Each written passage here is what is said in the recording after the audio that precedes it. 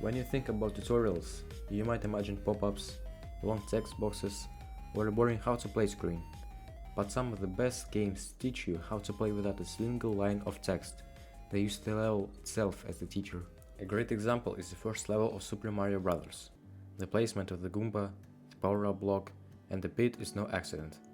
Each element introduces a mechanic in a safe, controlled way. The player learns through doing, not through reading. The philosophy goes beyond platformers. In Portal, the very first test chamber is deliberately stripped of complexity. You can only interact with a single button and a single door. The design forces you to understand the relationship between cause and effect before adding more layers. By the time you face puzzles involving timed switches, moving platforms, and complex portal placements, the foundations are already second nature.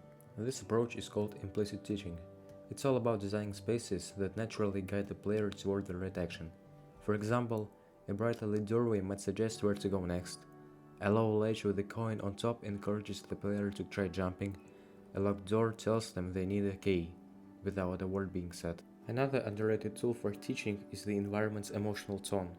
The music, lighting, and texture of space can subtly prepare players for what's coming. A peaceful, warm-lit corridor tells them they are safe to experiment.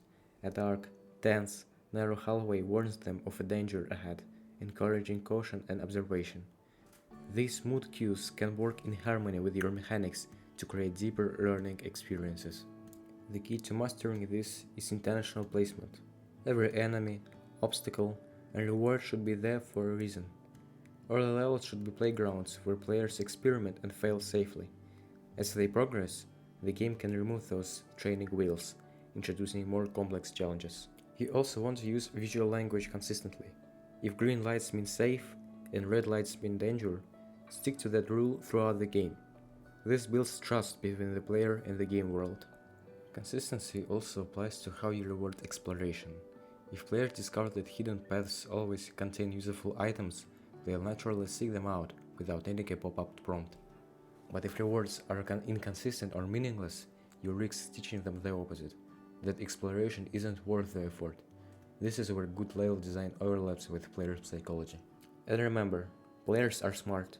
They don't need every step explained to them. If you give them the tools and the opportunity, they'll figure it out and feel proud for doing so. That pride creates a much stronger bond with the game than any next tutorial ever could. So next time you design a level, ask yourself, can I teach this mechanic through the environment instead of words? Because when the world itself becomes the teacher, your players become true adventurers.